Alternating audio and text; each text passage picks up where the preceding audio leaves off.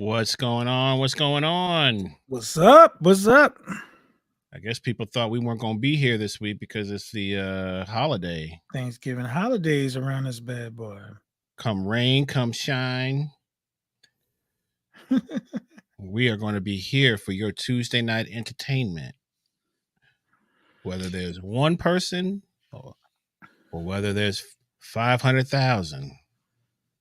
Isn't there a song like that? I'm gonna love you like nobody's gonna love you. Come rain or come shine.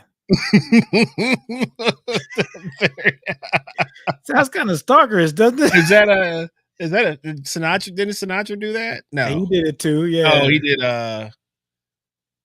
Come fly with me. What was the stalk? Well, what was the suicide song that he sang? I did it my way. My way. People think that yeah, that's a positive, uplifting, and that's actually a suicide note. Right. But there's a lot of songs like that, right? A lot of songs. We talked about a few of them. Love for sale. Advertising young love for sale. Who's willing to pay the price for a trip to paradise? Ooh, love for sale. Whoa. Old Porter. Yep. Old love, new love, every type of true, everything but true love. Oh, wow. Whoa. Yep. I never thought about that one. Who's willing to pay up the price for a trip to paradise? Well, and that one gets sung a lot. It does.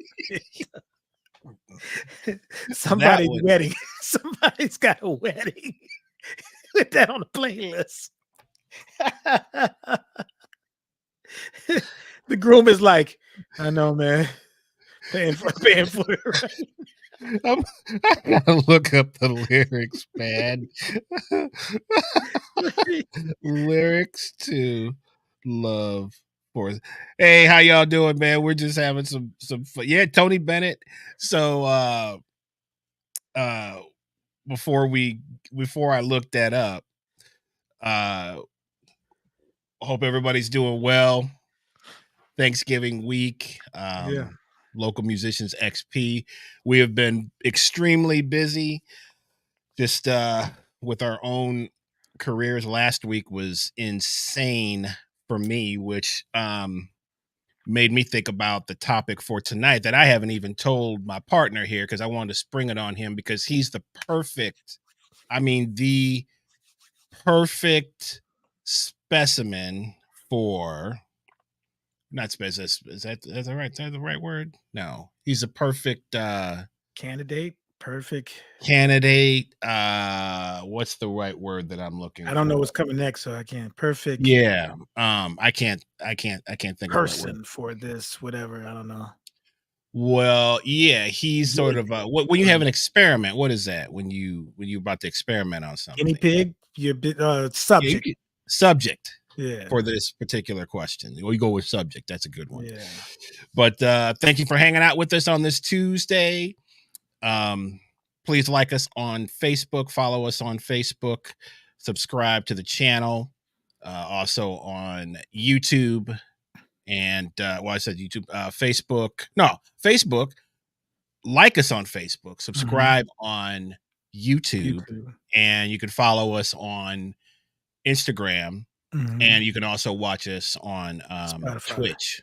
Yeah, Spotify as well for the just for the regular sessions. But yeah, man, so last week was crazy. I mean, crazy, at least for me. I had a huge event that I was in charge of for you were calling offense and defense on this. Oh my gosh. For a group of cardiologists, working for a group of cardiologists that I work for every year. And so they have been giving me more and more responsibility with their 2-day event. So preparation for that. Plus I had my own show that I had to prepare for it and do everything for. I got a taste so happy it wasn't me, bro. Man, I got a good taste of it last week, man. I got a real good taste of it. So, but you know, when you are trying to move up the ladder on certain things comes more responsibility. Yeah. Um, and I'm definitely not shying away from that. And I appreciate the people who are giving me the opportunity to work with them and giving me more responsibility with making whatever they're doing a better, um, a better situation. So, um, other than that, just all the regular stuff, a couple of gigs, and um, you had what school, and then just Yeah, closing out that week before the break that we have, but then oh we yeah, had preparing for fall break. Yeah. yeah, What is yeah. that? What is that? What goes into that? Is that just like you have like final exams and Yeah, stuff because like it's that? weird. So what happens is if you think about the spring semester, there's spring break that's actually in the middle of the semester. So kids and the teachers kind of have that kind of period to readjust and then hit the home stride. But Hmm. in the fall, they forego the fall break because they added on to Thanksgiving so you can have the whole week off. Okay. But the problem is once you come back from Thanksgiving, you only have one more week of school and then exams. So it doesn't really feel like a break. Right. Right. So Right. I try to jump up on my grading. The great thing is the gigs that I had this past weekend, it was like I could go to the hotel room and chill, Hmm. do my grading, do my work, catch another nap in between college football games, go Hmm. check out a fire band, on a beautiful day, you know. Well, you got your boy to thank for you Of know, course. giving Yeah. you a couple of days Oh yeah, of man. light, just some light work. A But light lifting, bro. You gotta appreciate. So I think thank you for those because they don't come often. People don't know. They just see what's what we offer to them as far as what we play musically, but they don't mhm. see when Well, everybody else is sleeping what we're doing and and practicing. that's a little bit of what I wanted to go into tonight was Yeah. talking about, um, I was in the middle of having to produce a show for myself, Right. plus produce entertainment for a huge group at the Ritz in Lake Oconee, where I'm in charge of um, three different groups, and Three? I making thought four. was it four? It was well, it was Me, Gwen, Veal, right. yourself. Oh, right. So four, yeah. So Right. four. So yeah, Friday and then three on Saturday. Right. But I mean, I called people that I could trust. That's the first. I mean, that's the first rule for the most part, and people that I also could do the job well. Right. Um, but and everything went off without a hitch, man. I couldn't. I mean, I couldn't have asked for a smoother. I appreciate everybody for having my back and doing what they were supposed to do, and I didn't get. I can't believe I didn't get not one call about, hey man, what time? I didn't get. It was like Doesn't it that was. feel It was. good not to get a It, call that says, "Yo, I'm in Dahlonega right now," and I think the biggest call I got was our brother Chris Blackwell was going to be 6 minutes behind schedule. That was the right, biggest. That was the only, and it was just like, you know, it's all good, man. We're not going, so right, by the right, time you'll be fine, and I think right, he was actually on time, but even just the right, fact that he would text me to let me know that lets me right. know That respect, yeah, you're in the ballpark, so I don't have to worry. I don't have to worry that hey, I haven't heard from you. right. But That's a everybody, different worry, right, you and know. you know how it is because that was an early that Saturday is early. It was early call for, and Yeah, especially for musicians and especially vocalists trying to, you get a 9:30 call. You got to be, a they had to be different on the load road in. because they're coming from Atlanta, so they had to be up at the Oconee by 10 o'clock. So that's at 8. That's leaving no later than eight And thirty Chris, from most Chris was or coming 8 o'clock. from Macon. Yeah, which is not far. That's Right. not very far. That's only that's actually pretty close. That's No, why he he told me he had stayed. to come up a different way. He couldn't. There's no real way of cutting across though from Oh, there, really? right? I thought that was Yeah. because he stayed in Macon because they thought it was a little bit close. Well, he could have been coming from Oh, That cat lives oh yes. He's Cartersville-ish? No, he's where. super north, man. Oh, Super wow. north. Yeah, But yeah. anyway, it went off great, man. It was like everything was like water, had fun. Um, and I just want to thank everybody for that, yourself included, being on 2 of those. Yeah. Shout out to the organ trio. That was fun. I'm working on Yeah, that now. ball ground. That's where Chris Oh, that's bro. where Chris says he's from. Oh, all right. So we got some friends of the show in the chat right now. Tia Ricks says, "Hi guys. How you doing, Tia? Sorry I didn't see you. I had to take the night off last night from the jam. Had some stuff I had to do. Didn't see you or hear you. Russ Russ, Rogers, all the right? way from Washington, D.C. I keep forgetting that. I was in DC for a bunch of times and I didn't look my boy up. Gotta Sorry, hit him Russ. up, man. Man, dang, Russ. Russ, great bass player, great Yeah, cat, and really the one of the first cats to do online teaching. He yeah, was he was on on it that before before COVID any hit. way Yeah. before then, dude. He was on Mhm. that like back when we was Ahead playing of at the time. Ritz, Yep. you Russ put know. his number in. Let's put his phone number. You still got an Atlanta phone number though. Oh, there he is. He didn't change his Russ, I number. got you next time I come out there, bruh. Yes. Hopefully we can So play together. yeah, man. So other than that, let's see. We've got one more thing to talk about. You We shout have out a Brian? You got Brian yeah, but on it? he just said ball ground. I got Brian. I shout out Brian. I'll shout out. Yeah, man, Brian Falgout. I think Brian's out of town this weekend. He came out to the show. He sure did. So all right. So I'm sorry, in 2 weeks, Sunday. Already? I'm telling you, I got a shed, man. we got the trio show, Chris Burroughs trio. This is going to be a house concert that is going to Doom, doom, be doom, doom, doom, doom, doom, doom, not doom. that kind of house Oh, okay. concert, All right, I got you.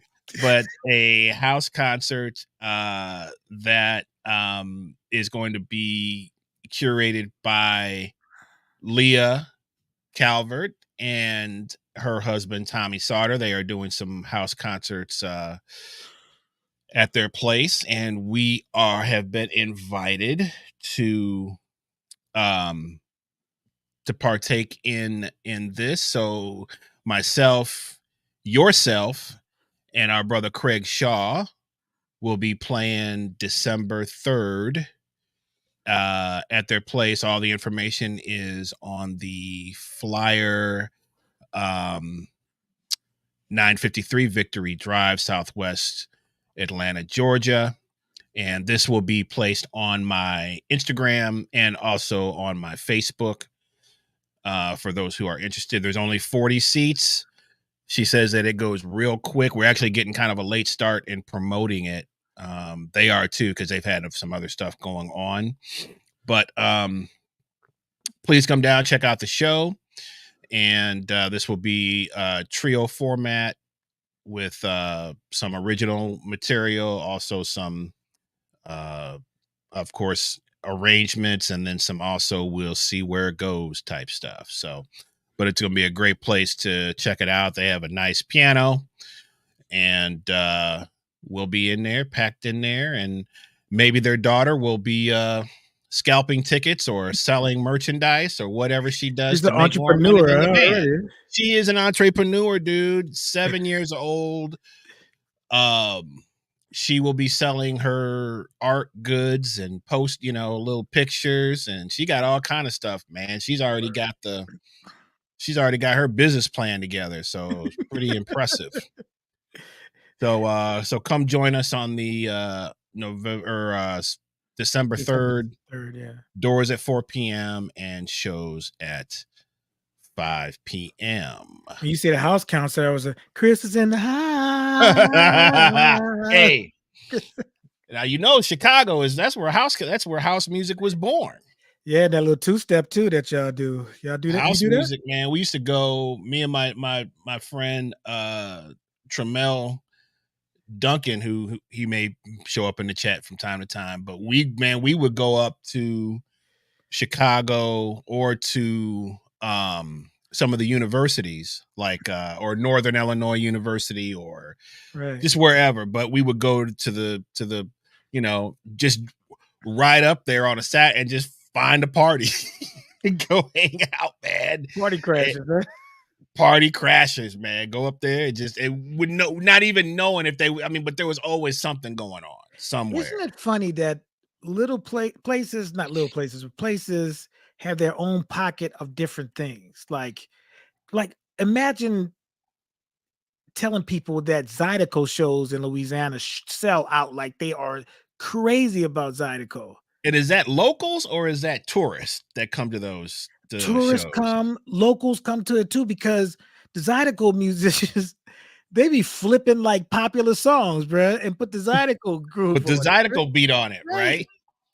Yeah. Which has got to be murder for a drummer because it's just the same beat. Well, I guess the same thing with house, right? It's the same groove, It's pretty right? much that same, same But man, they get on that washboard, rocking doopsie, but bruh. that's It's like, anything, man. If you playing with cumbia, yes, or if you're go go in playing DC. Yeah, like, yeah, any kind of like, certain types of I guess what you would kind of classify as salsa music. There's right, maybe some different, but a lot of, especially when you're playing for a dancing audience. right, Not talking right, about Latin jazz, but I'm talking about like straight you playing the same, pretty much the same right, stuff, man. right. Man, Klezmer groups. yep. People might not know about Polka, klezmer yeah, music, man. yep, yep, yep. But Man, hey, man, well, I was gonna say it beats being a plumber, but we have some of our friends that would definitely veto that. them So plumbers make a lot of money, bro. You got to know that's when you true. have something need to be done. That's when you find out how much a plumber costs, man. Absolutely, absolutely. So, but man, just thinking about, man, going through the last week and having a lot of responsibilities, having to rehearse the band, having to um put the set together, being responsible for everything, the Can you look, talk a little bit about that? Because I don't know if people understand what that entails and what well, is the I pressure of it, you know? I would like to do, what talk about at some point, maybe not all tonight, because that'll become a whole show, but actually developing a show and what that should entail. Now, what some people do is they don't put that much effort into it, and then they get up there and then it's like they might be good for the first couple songs or whatever, Yeah. but then it's like everything turns into this, what y'all want to do, and it's just like, man, you cannot have a show like that. Well, I know from my um own experience, I had a gig with Sweet Lou Olatasin. Shout out to Sweet Lou, who came to the show. uh-huh, And man, he wanted to have these rehearsals. He's military, right? So, right, military, they gotta, do things just methodical, right? right, And efficient. So, man, we did it, and he wanted another one. He was paying for the rehearsal. And at first, I was like, man, I don't really want to do another rehearsal, but he paid for the right. rehearsal. I was like, okay. And Lewis, is one of those cats, salt of the earth, man. I was like, it's no he problem. was He's at going, he was there Sunday, man. Did you get a yeah, chance to talk to him? yes. Looked He had got back incredible, from bro. Ghana. So that made what you did really made his day because he just got back from Ghana. Yeah, yeah. So anyway, bro, we get to the gig, and I was thankful for that extra rehearsal because sound was horrible. Um, John Patitucci in the audience, well, backstage watching us, Mhm. and it was like uh it's not Maple House, it's the one off of Camp Creek, Wolf Creek. Wolf Creek, yeah, Amsterdam.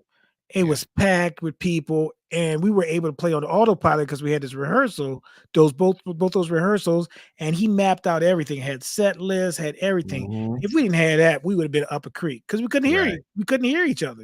right, right. And that's what's important is, the details of, I tried to put on the set list who was solo because, Right.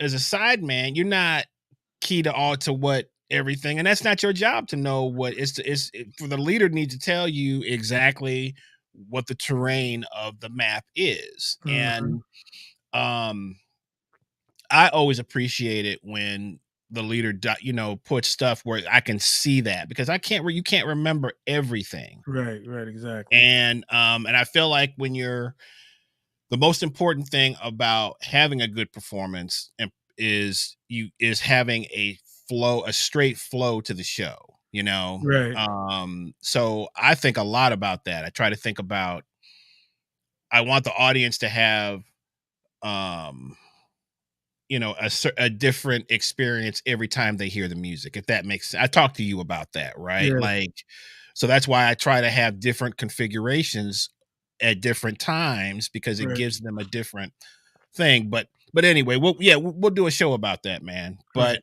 last week that was on my mind, plus the unknown of what was going to happen with the cardiologist function, and just making sure that everything was going to run smoothly with that. Then plus just normal having to play through the gigs during the week, teaching during the week, being a husband, all those things. So it's like, I really started to kind of think about, like, man, if this was my week every week, Mm. how would I function as a musician in terms of like Now I what see why you say this is right up my alley. There you so go. my so what I started to really kind of think about was,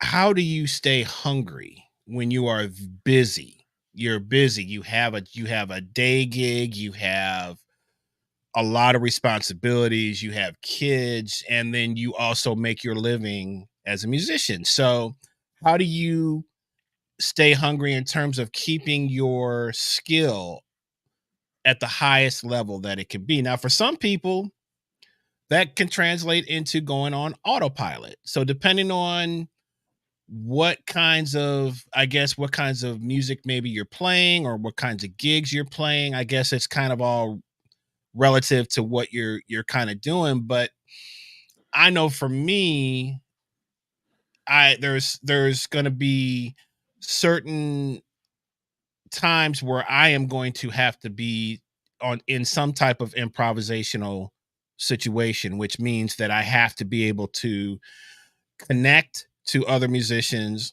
and I have to be able to play the whatever language that I'm trying to play in. I have to be fluent in that. And if you're not, the only way to stay fluent in something is to do it every day. If you don't speak English for 10 years, you think you're going to, I mean, you think you're going to just can just one day, just even though you've been doing that, but it's like, try not to, if you don't speak it for a long period of time, and then try to go back into that. I feel like it's kind of the same thing with what we're doing musically. Is, if you're not keeping your stuff sharpened, right? But that's can be like a double-edged sword in terms of, how do you, number one, keep that edge of wanting to get better, okay? Because at some point, a lot of people kind of level off, and it's just, whatever that means for that person. But I know for some guys have a extremely high level of, like, dude, they're still working on all kinds of stuff all the time, right? And those guys are, few and far between, but there are still guys that, even, in our age, group, when you get up into the 40s and you get up into the 50s or whatever, they're still working on stuff. I try to, somewhat every day, I try to practice on, do something. I try to work on, I give myself things, to work on and try to keep up. Because if I don't, I know a situation is going to come. It's going to eat me up. You know, I'm in situations where I have to be able to be sharp. So my question, I guess I'm really going to turn this over to you, because you have, not only are you teaching, but you're also in the midst of getting your doctorate. So you have that work. You Mhm. have responsibilities at home. You have, and then you have still gigs where you have to play. And this is not you going to a piano bar and playing and just dialing it in or phoning it in and being able to just be on autopilot. You have stuff that you have to be dialed into, just like I am. Right. And you come tired sometimes. You've been doing stuff all day, you know. So what's your philosophy on staying hungry and being able to keep your edge even when you're busy? Yeah. Even while you were talking, I was thinking one thing, but now this question is revealing something else. How do I do that? And I try not to think about it, but you have to really be good at, well, I guess the first thing is sacrifice. So I only allow myself certain shows. Like I get people call me all the time, man, especially my brothers, man, you need to check out this show. So can't check out this TV show. That means I got to give up one more. It's like, what are you talking about? I was like, well, let's say I'm watching The Walking Dead or Game of Thrones or something like that. Mhm, And you want to introduce a new show into my mix. I can't do that. I gotta let one go. If you think it's that good, then that means I'm gonna give up Game of Thrones to watch your show, you know. mhm, mhm. So video games. I used to love playing video games. I can't play it no more. And I'm ultra competitive. And my brothers, I know when I see them in Thanksgiving, they're gonna pull out Street Fighter or Mortal Kombat. Good They're gonna luck. tell me get on the game, and I'm like, no, I Right. shouldn't. And my niece is gonna get there and kick my butt. They're gonna laugh and all this kind of stuff. And I'm like, then I get mad because I'm competitive. I'm like, man, I used to be able to, if I get back on this game, that's what I say to myself. Man, if I get back on this game and start shedding, I'm gonna kick everybody butt. But then I have to tell myself, hey, bro, you ain't got time for that, you know? Mhm, So, first of all, I had to learn the biggest, smallest word I think in a dictionary, and that's the word no. And it's hard for me because in some regards I'm a people pleaser, right? I want to make it work. And not all the mhm. time for the praise. I just want to help people, you know what I'm saying? That's Right. just in my nature. But I had to realize I'm not helping people by always coming to the help of people. Mhm, Because if I come to the help for people, then they're going to think that's the norm and there's no consequences for them being late for things or not preparing for things or all those different things. So I'm learning and I'm continually learning to say no, to say that I have my other things that I have to deal with. Like right now, I could fix a lot of situations and there's a lot of scenarios of things that's going on around me, and I have to say to myself, Tyrone, that's not your job. And one of the greatest things about this weekend is I didn't have to worry about Jack. I didn't have to worry about anything. All I had to worry about was Tyrone show up, get your equipment there, play. Go to the hotel, chill out. Come home. Sunday is your birthday. You're curating the show. Oh, just pick up the food, drop it off, set up your keyboard. Somebody else is in charge. I just gotta play. And I got up that morning. No, after church, took a little nap, got up and practiced, and I was like, man, this feels good. mhm. Like embracing that practice, like just if it's 15 minutes, it's like, man, I got this 15 minutes. My wife knows not to disturb me during that time. It's not malicious, but she knows that's my time for that, and let me have it. But then, like you said, then you got to balance. You can't let your relationship go by the wayside, right? So you got to make sure you try to cultivate that, find a little bit of time there.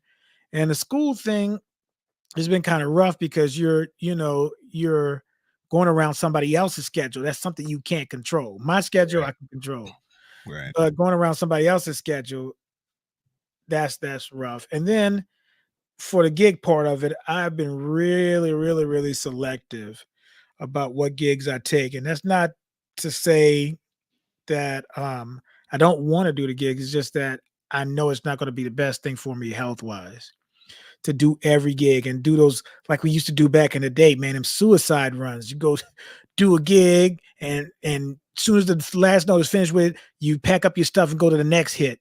And Mhm. man, I can't do that anymore, bro. I'm not that age to do that. Mhm. I'm not gonna kill myself over that. And there's some good players in this town. Sometimes it's ego, right?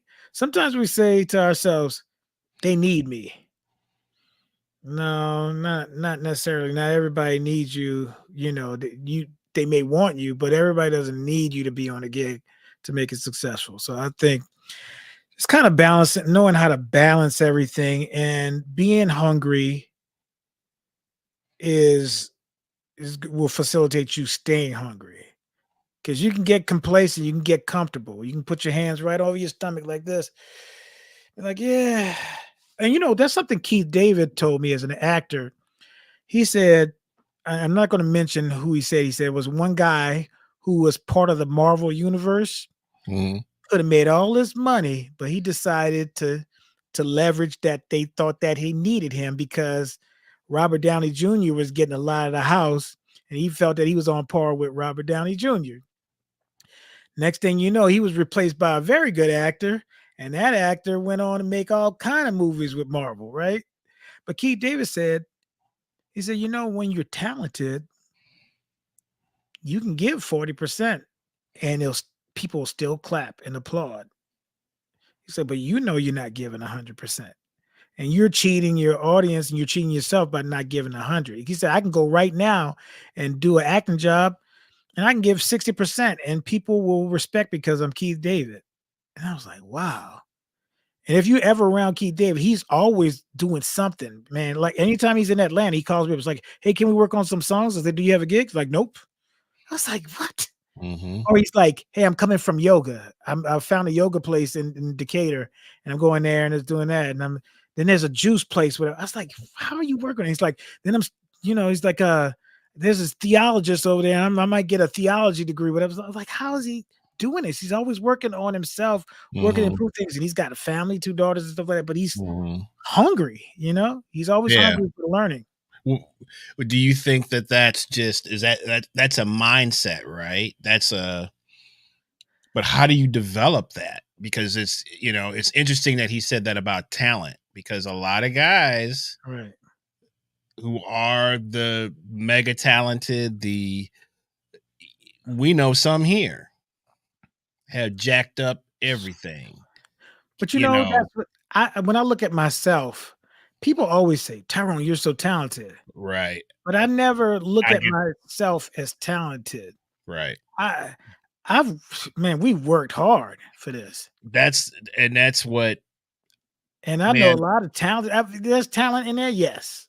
But when we know what true talent is, musicians like take somebody like Darren English.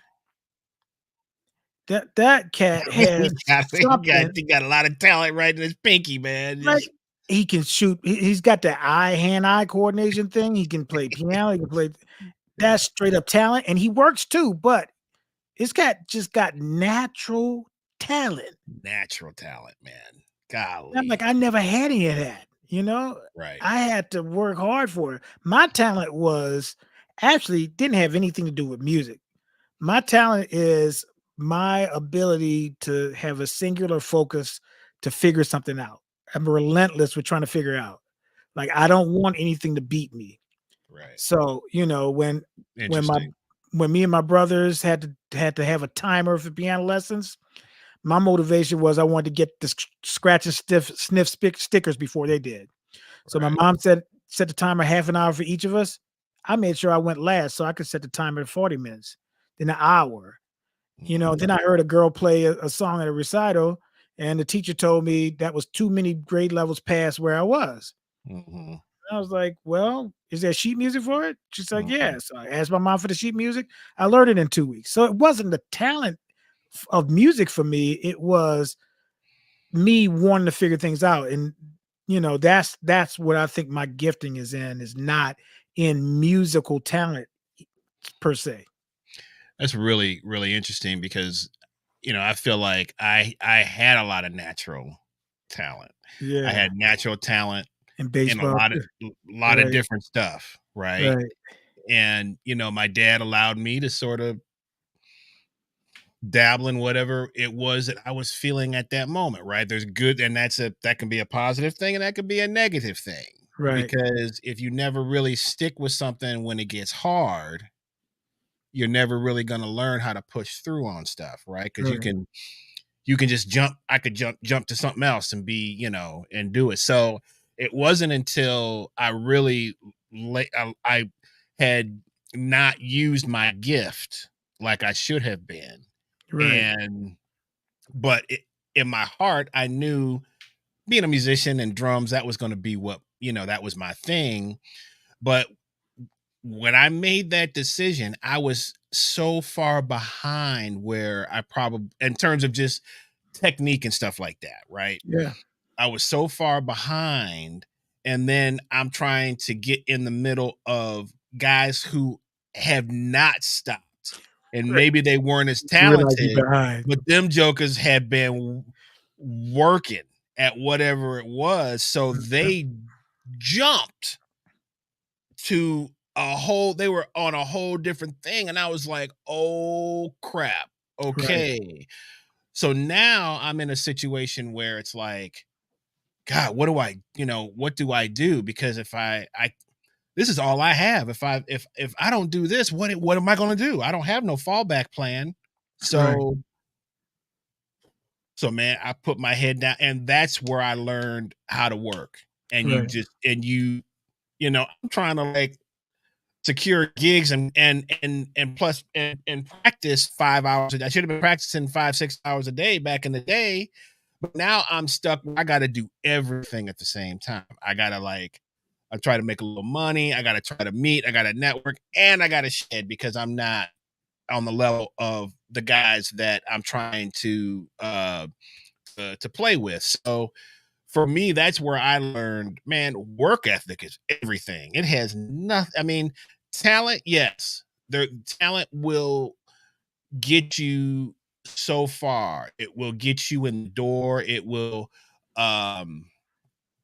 it, people like talented. Oh man, he's so, just like you were talking about. Oh, he's so Mhm. talented. It's so talented, A lot of those guys who have that super natural ability, they don't have the other things to sustain what it takes to really become whatever successful at whatever it is that they're working at. We're not just talking about music here. We could be talking about athletes. We could be talking about Yeah.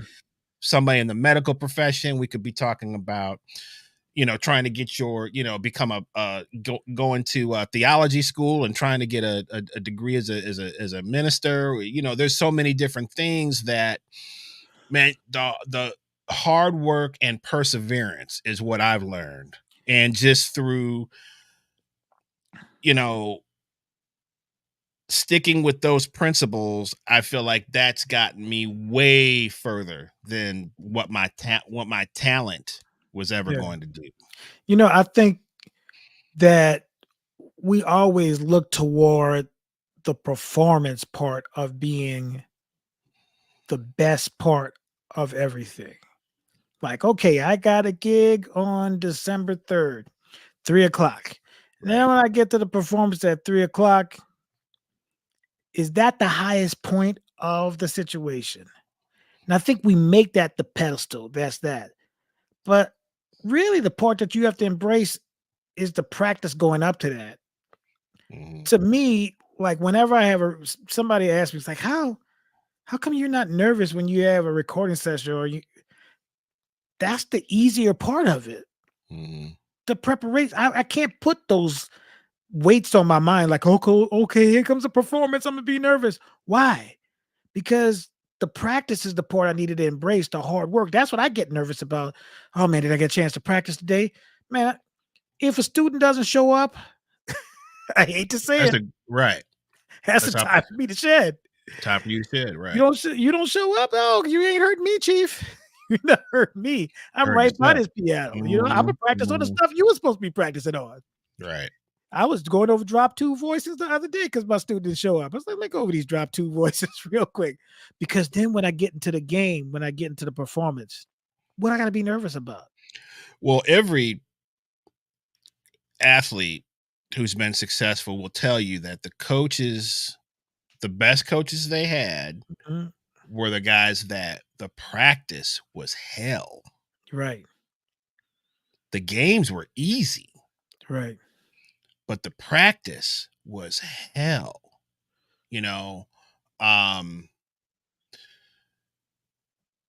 as musicians or artists or anything, so we're kind of up against having to do that ourselves. We don't have I mean, unless you paying somebody to come in every Right. day and, coach you and, be on you, but that's not realistic, you No. know? So you have to find a way to motivate yourself at all times, Or which enjoy what people think is struggling. I mean, do you enjoy practicing, Chris? yes. But I people don't mean, some people don't enjoy practicing, bro. well, because okay, well that's an interesting statement and that's very true. I used to not enjoy it Yeah, but why though? because I didn't I was so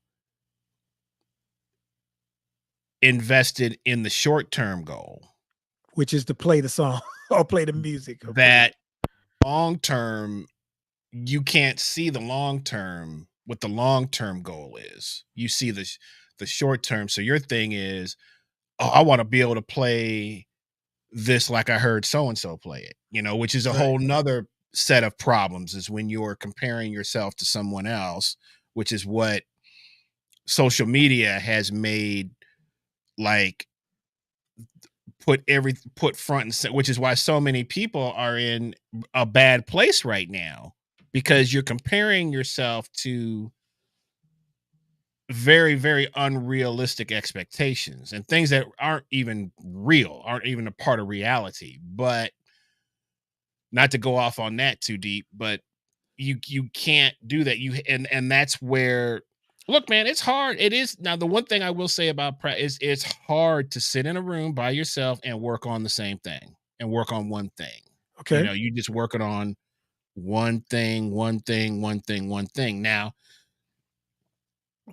I think as you grow, as you mature, as you gain more depth and you gain more understanding about what the journey is, then that becomes um just as you said, it becomes fun. It becomes like, right, oh man, okay.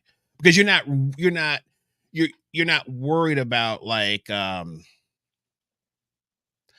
oh, I have to be prepared for, just like you were talking, I have to be prepared for this gig. I mean, you're prepared in other ways. You might work on somebody's music or you're learning songs or you're learning, whatever. That's not what we're talking about though. We're talking about just right, strictly your facility as an individual and using whatever you're doing as in practice to continue to develop your facility. And I'm not talking necessarily always about chops. People are like, "Oh man, I don't need a lot of chops." Well, no, you don't need a lot of chops, but you need to have more than you think you do. I'm not talking about chop, but I'm just talking about oh in yeah, terms of headroom, right? You don't want yeah, to always be at the just you can only do you're pushing your max all the freaking time. When you're pushing your max all the time, that's where you burn out. And you never have any room to create anything. And there's never any like enjoy you can never go on what I guess what you would call cruise control in terms right, of what you're playing because everything you're doing you're working so hard. There's a great drummer once talked about, man, if you got a car that can only go 60 miles an hour, once that car starts going 40, 45, 50, I mean, that it's like it's starting to work as hard as it can to get to right, the top. But if you got a car that goes 250 miles an hour, once you're not even when it gets to 60, you don't even feel that's 60. And that's right, kind of the way that once I kind of got that philosophy, I was like, oh my gosh, okay, I get it. And that's why some mhm, gigs for us and for some other guys, people like, man, you play that stuff so easily. I'm like, well, Yeah, because I have a lot more room to go if I want to go to a different gear. I can play. I have to play at this gear, but if you can only play at that one gear, man, you're gonna be you're gonna be maxed out and Right. working super hard. Do you remember that album that Esperanza Spalding did where it was everything was done on Facebook? It was like Oh yeah, 72 hours. that was during the pandemic. Right. And so I remember them doing that. And I said to myself, I wonder if I could do that. Right. I think I told you about it. You were super inspired by that, I man. was. It was so much so that I was going along with it. I was in a session with them. In I put Facebook on, I was by my keyboard, and when they were developing stuff, I was developing stuff. I was like playing this and playing that. And then I said, wow, this is a sacrifice. It's a huge Mhm. sacrifice to do. But I was like, I could do that. But I put myself in these scenarios, Chris, so I could be ready for them one day. You know what I'm That's saying? right. That's right. I'll in my practice time, I was like, what if I didn't have the left side of my keyboard? Mhm. What would I do? What if the bass Right. player didn't make it? What Right. if what if this happened? What blah blah blah? Right. You know, not all the time, but two things. My wife was a track star and a basketball star.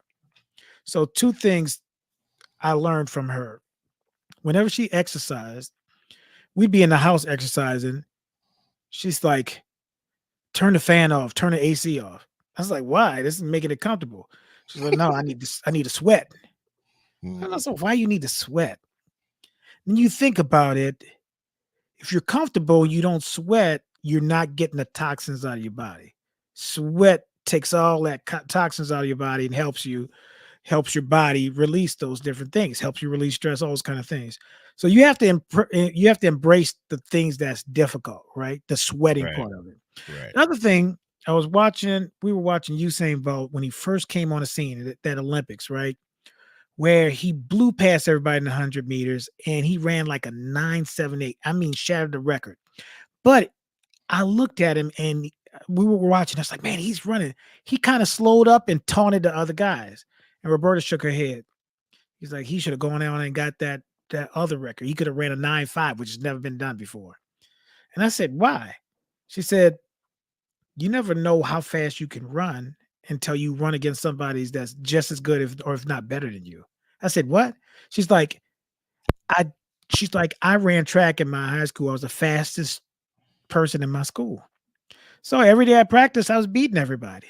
Mhm. So I got to the regionals or state, whatever, and then there was this one girl who was really, really fast. That's when I'm racing against her. That's how when I really found how fast I was because of the competition. Mhm. So Ellis Marcellus told me a great thing. He said, Tyrone, he said, Jackson, you are a music education major. He says, well, why are you taking all these classes to be a teacher? The guys who the jazz majors, they going out playing gigs. He says, how you going to keep up with that if you become a teacher? You still want to play jazz piano? I was like, yes, sir, I do. He's like, well, that's what they're doing every day, every hour. You're teaching, you're gonna be teaching for 8 hours. You got to come home, get something to eat. How are you going to keep up with it? I was like, I don't know. He said, Mhm. did you know I was a teacher? He's like, so I'd go, teach, come home, kiss my wife, read to the kids, go out to a gig, come back, rinse and repeat, repeat. But like you said earlier, those cats who have been doing this already, when you come to realize it in your mind, how are you going to catch up to them that they've been doing this forever and they still doing it? Like you're not going to overtake them, will you? I mean, what would you have to do to overtake those guys that's been doing it longer than you have, and Mhm. continue to do that? So all you could do is just kind of put yourself in a position. The earlier you learn, like if there's young people listening to this podcast right now, if you get this mindset right now, you're not going to look back on your life and say, man, if I would have done this, if I would have know what I knew now, I'd be way up the way as a musician.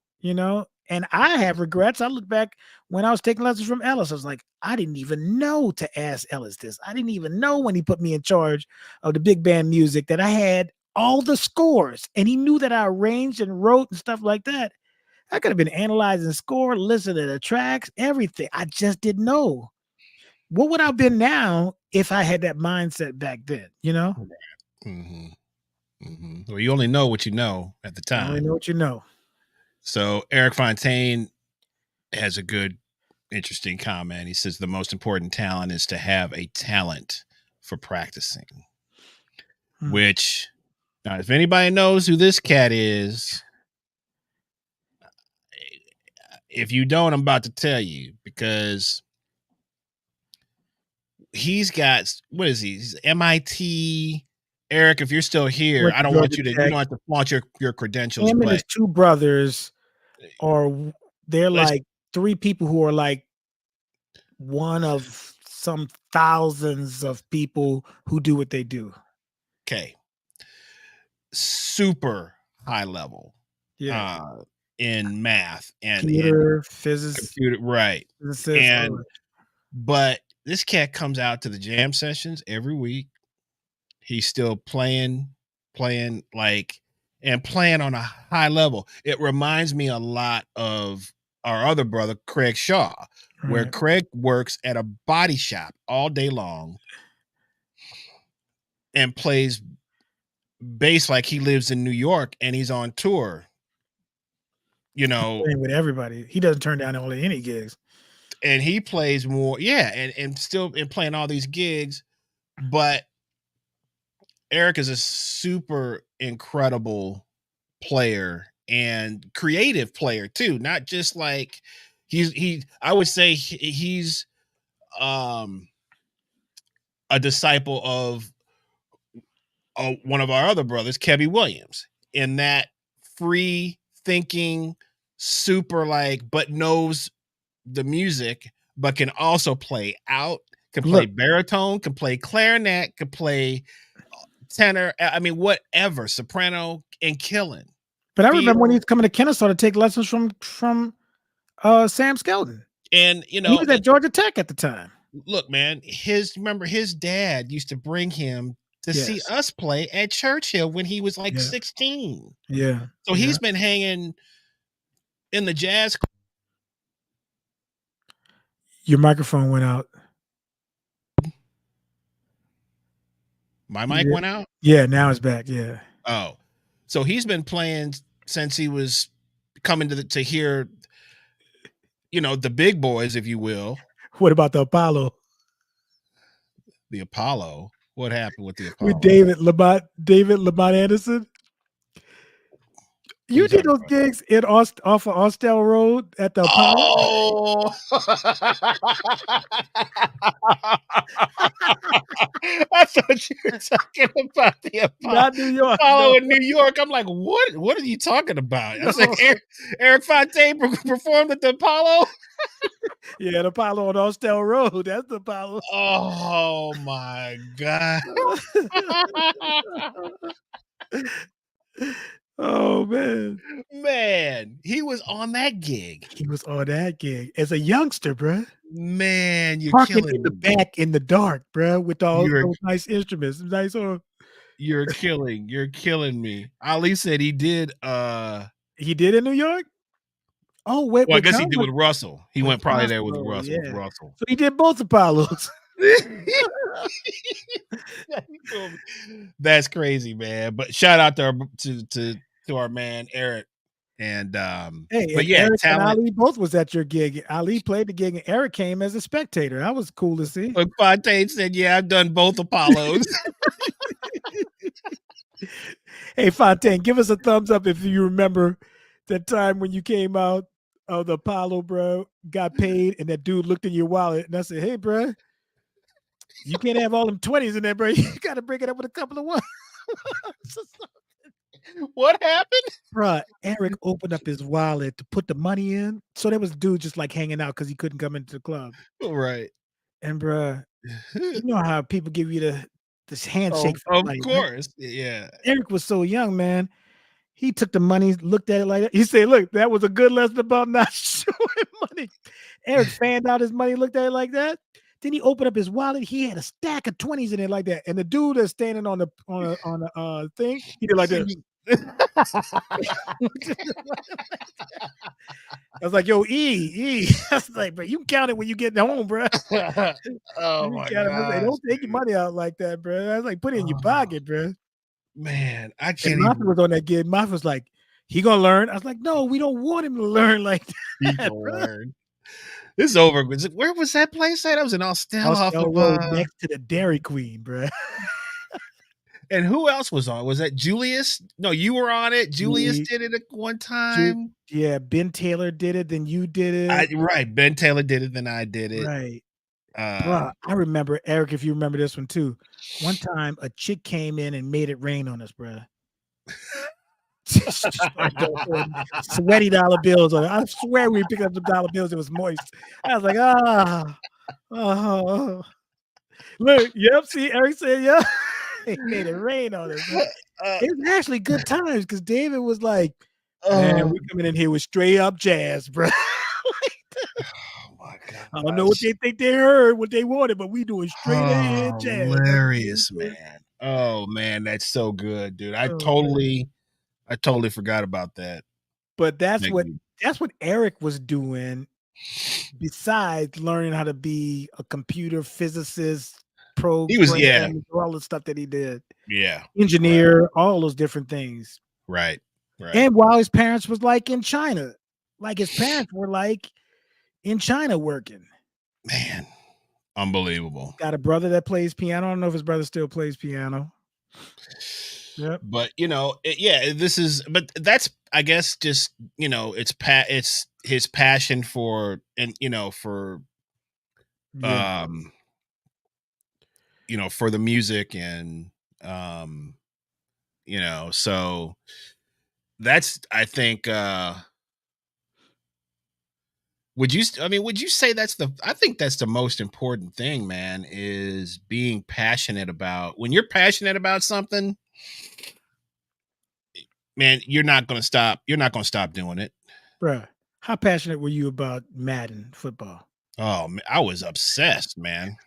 I was killing them kids, man, beating them down, going, man.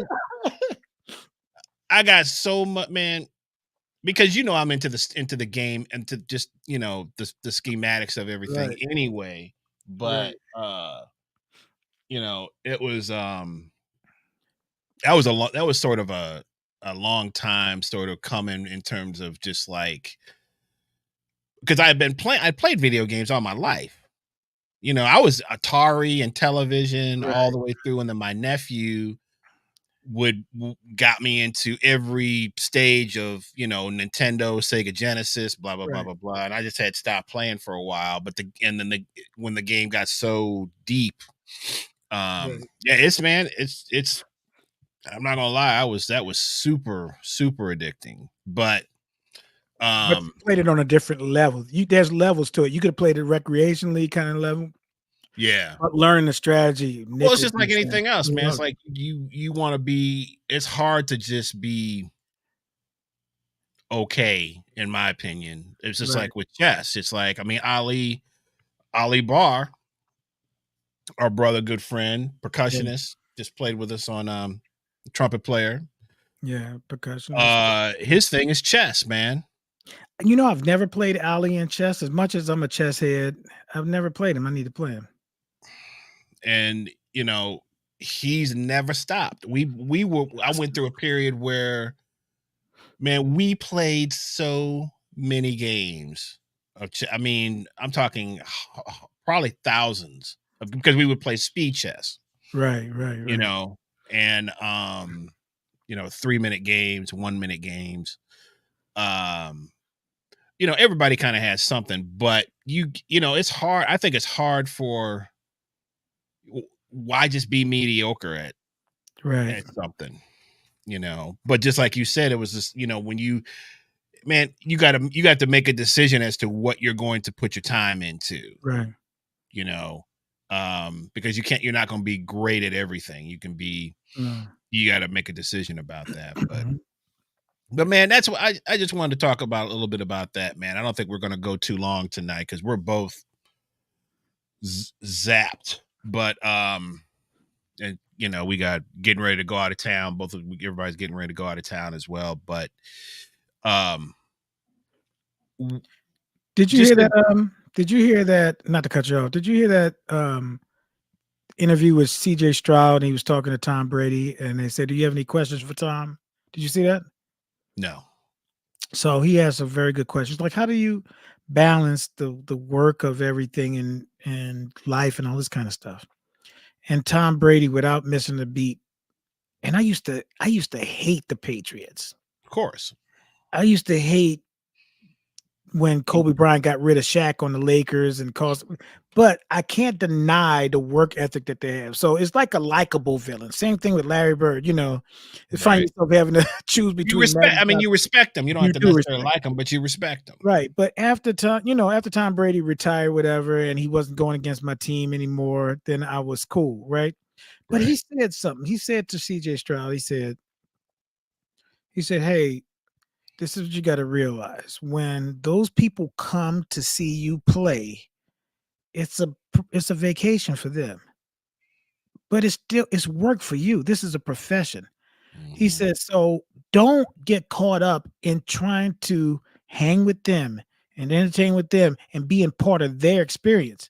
He said, "Their experience has nothing to do with what you do. Their experience is watching you. Their experience is enjoying what you do. But your experience is this is a business. This is a profession that people are counting on you, counting on your preparation, and you have to isolate yourself away from their experience." He's like, "You can have fun in practice with your guys." I was like, whoa. I was like, the fun is not the outside stuff that other people are having fun with. Like the gig that we had Sunday, the fun was already, I told you, I was like, "Bro, I'm looking forward to this evening." Right. Why? Because the preparation and my mindset is like, well, we about to get into some stuff. Right. I can give a care about the audience. Now, the audience enjoyed everything, and I do care about the audience, but in that particular moment, they were coming for the experience, Well, but right? right. Like, let's And just keep I going. was coming to handle business. I got somebody trusted me to learn the music, to make sure I know on point. I didn't want you, Chris, as the band leader, to worry about me not knowing what was going on. Right. And if in sound check I had to ask a question, I say, "Hey man, can we go over this part? I forgot what we did here, or can we just practice that real quick?" Just so I can do my job.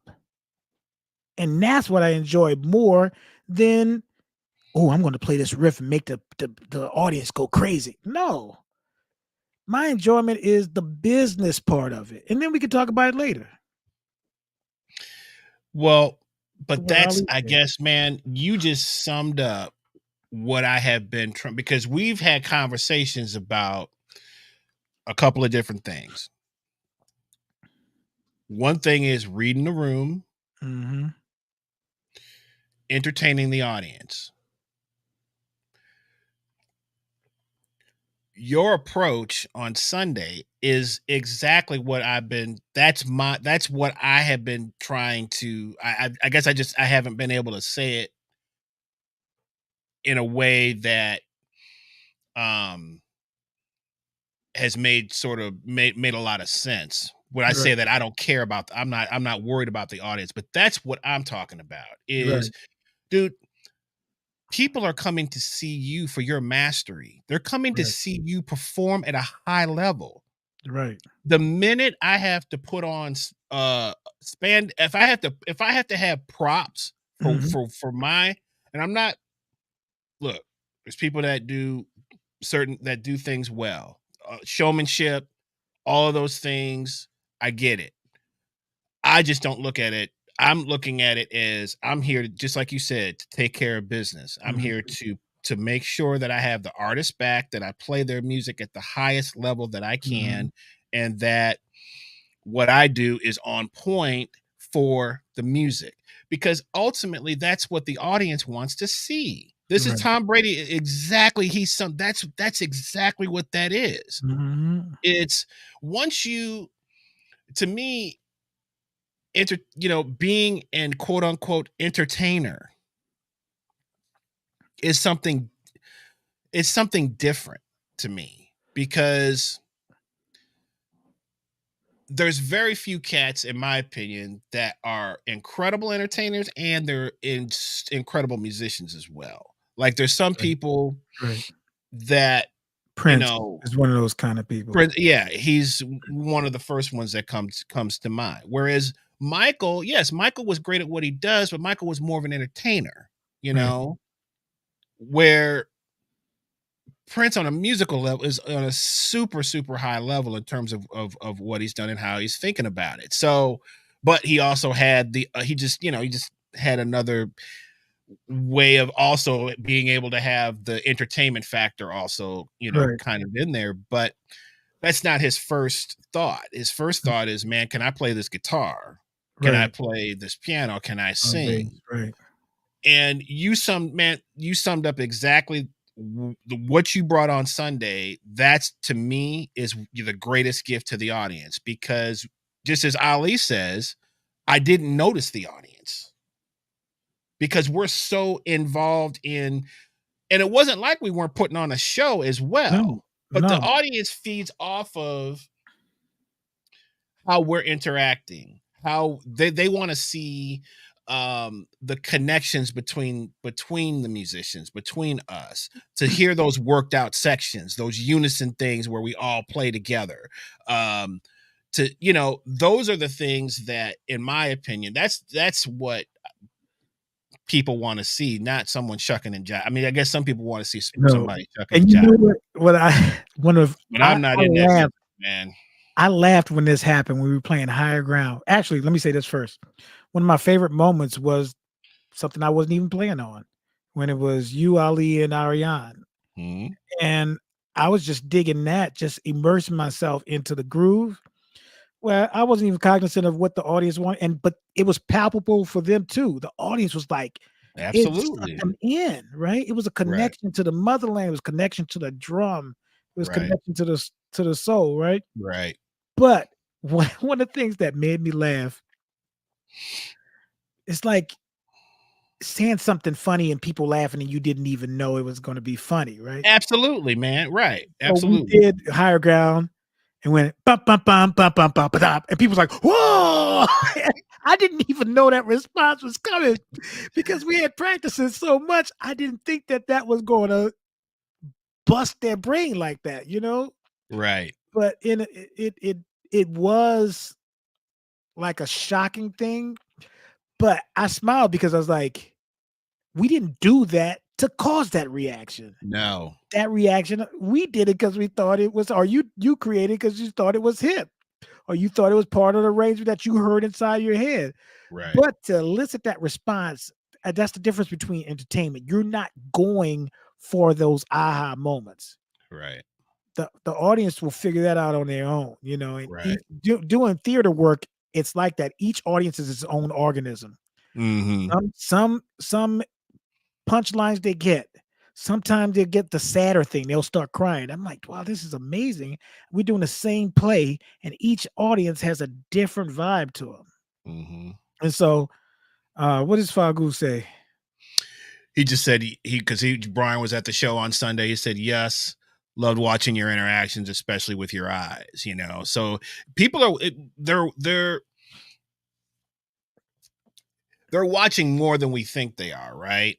You're right. And but again, it's just, man, I feel like, just like you were talking about, man, if you do your job, and but you also have to be showing that you're enjoying, Yeah. right? That's because that's another thing that Yeah. is a touchy subject, It's right? very with tough. with a lot of, because if you don't want to be there, man, don't be there. And we've all I'm speaking from personal experience of, I probably shouldn't have taken that. I probably But shouldn't have but taken even that. for regular people, it's more visual anyway. I mean, when musicians come out to see things, it's different from regular people that they're taking in the whole thing. So it's more visual than even auditory for the audience, you know? Right. Yeah. Hmm. So they need to see that you're enjoying yourselves because they're not gonna get everything. Right. You have to be like, okay, but But that's the I've not hired people because of that deadpan expression on their face. Like, bro, you're that's not the enjoying but yourself? don't you feel like that's if you're I mean, because if you're tailoring everything for now that's there's certain people that their show it's tailored for, and I'm not saying that. Well, how should I say it? How can I put that? Okay. So one of the greatest musicians and also someone that I would say he doesn't fall necessarily into the entertainment category, but he was a good entertainer, was Frank Zappa. His Mhm. music was hard as hell. You Right, wouldn't yeah, know what the heck was going on, but it was like all of those surprises but there was groove in his music. He was someone that blurred those lines of like this is music for musicians, straight up music, right, but right. he had a huge following and a huge audience of people that were coming to see him just like they would come to see any other rock act. And Yeah. he wasn't playing stuff that was played on the radio No. at all, but he was true to he was true to who he was and true to what he wanted to do. That's Mhm. like I feel like that's just a big thing for us is man, you have to be true to what you're doing, you know? And we may need to do a show about the difference between entertainers and musicians. Yeah, and I'm not saying there's a right and there's a No, wrong. there's entertainment needs to happen.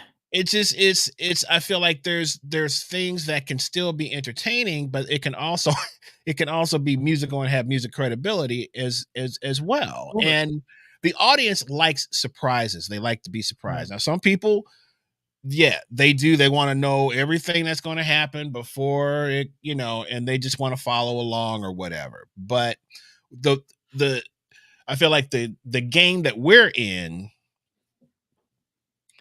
people they like surprises. They don't want to know what's coming up Right. next. They want to be taking on taking on a journey. That's what I'm working. That's my biggest uh I guess the thing that I'm trying to do the most is as I'm developing as a band leader and developing these shows that are going to become is I want people to feel like they're being taken.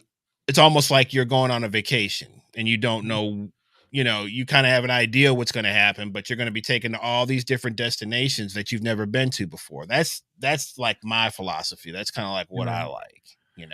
I'm smiling, man, because when Ali brought up Brian Hogan's, bro, another one who was just like shedding all the time, super smart cat.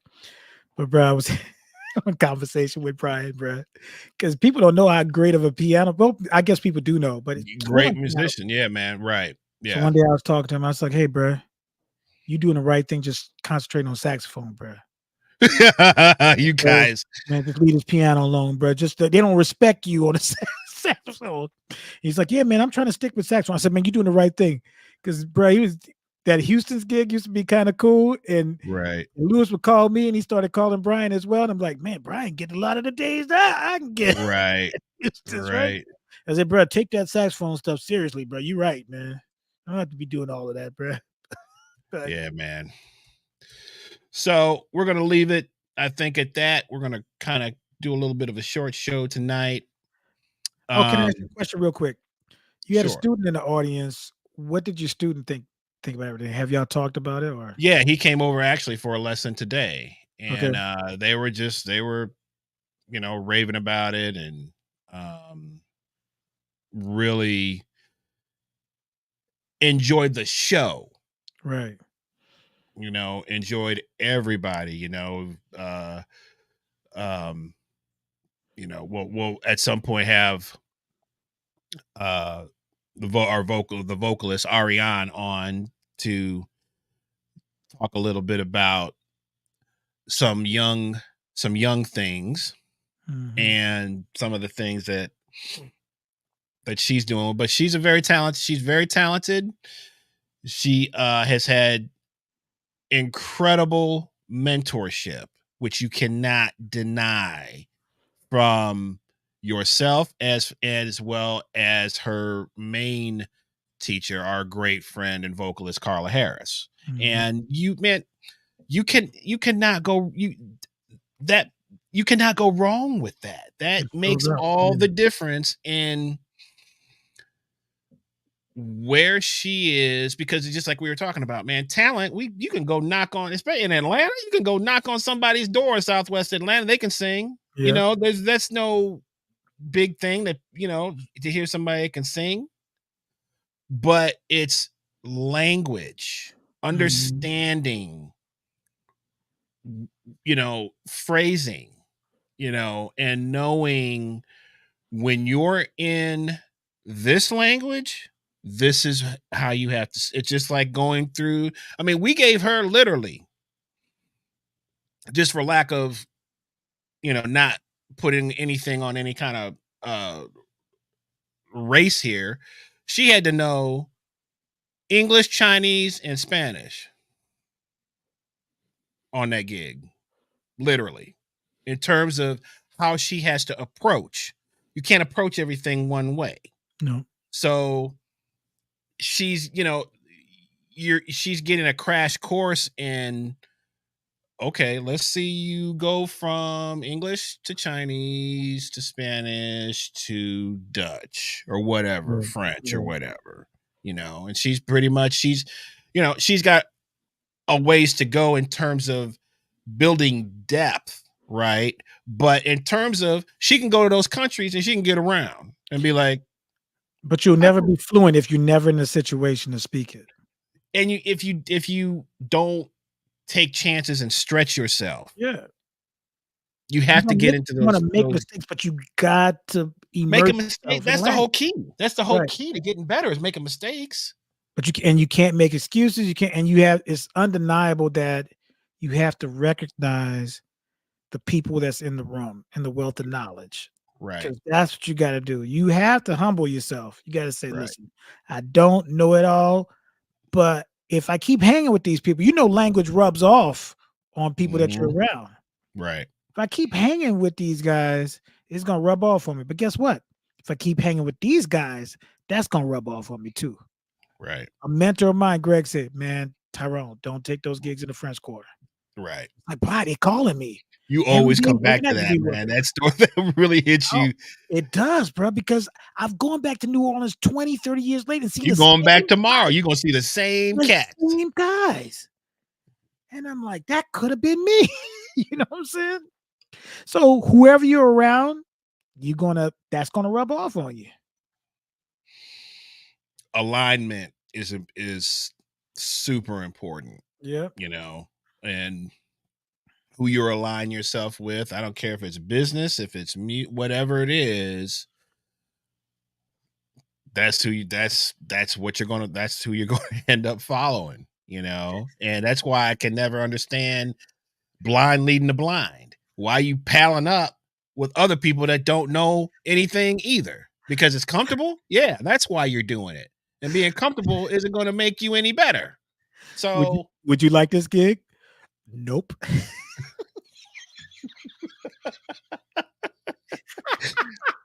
you talking about tonight? Man, dude. Would you like to do this gig? Nope. Man, them Don't want days that are stuff on me, over, bro. man. Them days, I don't man. want that on me, Chris. Okay, I don't but want- have you graduated to the point, to the people that you don't even respond? That's you got to that level, I've man. only got one. I That only have was one. I only have one. I'm like, I don't. Why is this person even?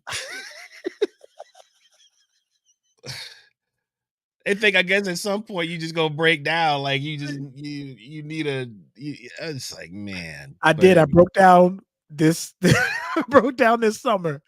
And I broke down.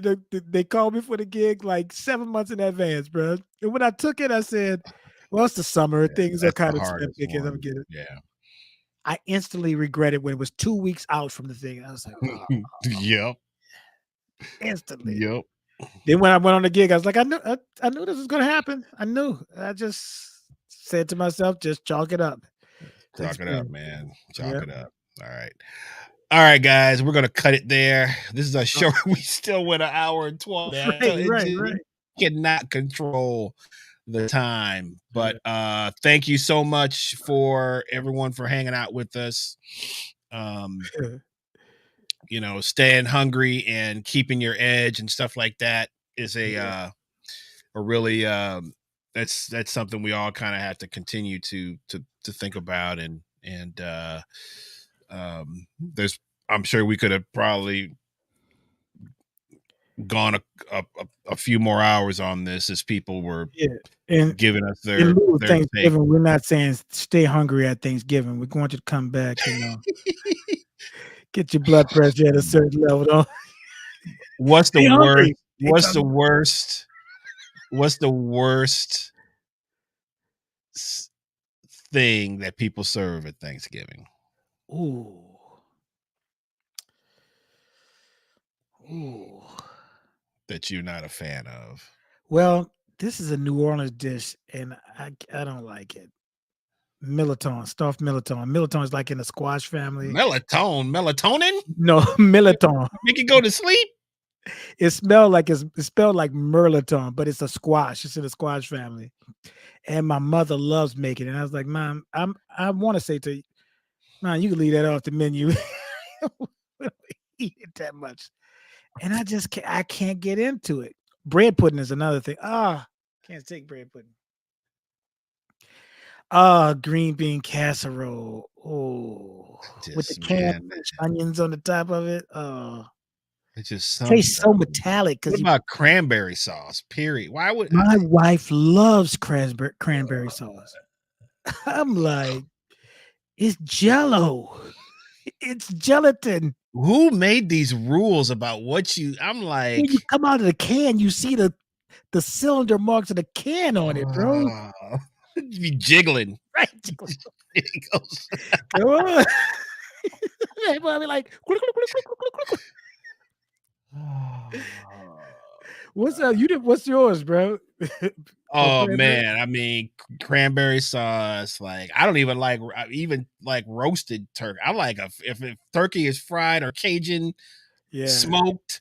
I'm a bit, but like just eating like a ashy man, turkey. it's just hard to get the seasoning all the way through a turkey. You got, Yeah. you know what I mean? There's Mm. very few oven roasted turkey that I've enjoyed because it's like they don't know how to get the seasoning Right, through right, the bird, right? right. So yeah, I mean, I don't know. The best Thanksgiving we had one where we just grilled out, man. It was beautiful. Had football on, grilling. Oh, Oh, there that you was go, Brian. See, Brian know what Millerton is. but Brian is from Louisiana. Right, but I'm gonna bring you a Millerton back. No, I'm good. You gotta try it, bro. Is You she got. gonna make it this? Is she making it this year? She makes it every year. Oh, I hope she doesn't, because we're kind of breaking up the responsibilities. So she's supposed to do the turkey and the dressing, which she's good at that, and gumbo. So my okay. mom's making a turkey dressing and gumbo. So maybe she might not do the Millerton, but knowing her, she's gonna be like, you know what we need? Stuffed Millerton. Italian sausage stuffing cooks all the way through the bird. Are you a dressing person or a stuffing person, Chris? Neither. Oh, you haven't had my I mom's tell you, turkey man. dressing. Ooh. Another good Thanksgiving, man. We got a what do we get? Oh, and my mom, who is super picky, Right. um, we got a buffalo turkey from JR Crickets, bro. A buffalo turkey. Man, Sorry, sorry about what I'm gonna say, but I'm gonna say it. Is that the unbelievable. blackest thing in history right there, bro? Buffalo Yeah, turkey. Buffalo. That's originated from Buffalo, man. I know, We but didn't. nobody said White put it on people a invented turkey, buffalo huh? wings. Not a man. I'm telling you, Really? unbelievable. And we actually were calling cricket, but they not, and we can't get a hold of the downtown one. It's so weird. It's like these people still on like COVID, like no phone calls, like you got to order online and Wow. website is jacked up. But anyway, Buffalo, buffalo turkey, man, and your mom loved it. killing. Your mom ate it. Oh, she was like, "We're gonna do this every year," and she's super traditional. You Right, know right. Are that you thing. are you a mac and cheese aficionado? Not official, but I mean, my wife, she does a killer, almost too cheesy. She put about Uh, bunch of different, but it's really good. what about It's potato salad? Who's in charge of the potato salad? nah, I don't do mayo, Oh man. yeah, you're not a mayonnaise cat. That's right. No, man, no. But she kills it on that. From Right. what from what people. I don't like it eggy. I don't like the potato salad Yeah, like I can't do eggs ah, and mayonnaise, man. I'm out. I I'm like it out. kind of creamy, but not too creamy. I like it not Yeah, too chunky and hard, yeah, but yeah. yeah. But I'm All telling you, right. man, if you ever the buffalo turkey will I'm change gonna your try life. that bad boy. I'm gonna try it. I mean, you'd have to. I'm not sure how but man, they had to marinate that joker, man. That thing was like fried buffalo. It was really Wow, unbelievable. okay. I'm gonna check that Unbelievable. out. Yeah, man.